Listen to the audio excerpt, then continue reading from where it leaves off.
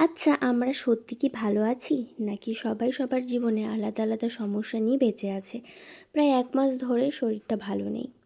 চাইছি অনেক কিছুই করতে, কিন্তু শরীর মন থেকে কোনোটাই করে উঠতে পারছি না।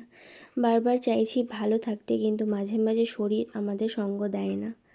আজ অনেক দিন পর একটা পুরনো ভিডিও তোমাদের সাথে শেয়ার করছি।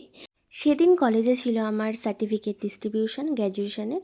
তো সেটাই আনতে গিয়েছিলাম। ২ দিন দেওয়া হয়েছিল, তো আমি ফার্স্ট দিন যেতে পারিনি, তাই সেকেন্ড দিনই গিয়েছিলাম।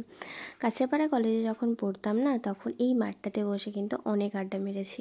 প্রথম কলেজ যেতাম, কিন্তু তারপরে আমার কলেজে আর যাওয়া হতো না, মানে আমি যেতাম না।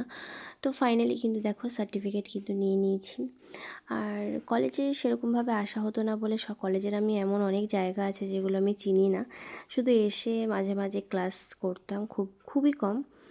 আর এখানটায় বসে আড্ডা মারতাম। তো বাড়ি যাওয়ার পথে খেয়ে নিয়েছিলাম একটু আখের রস।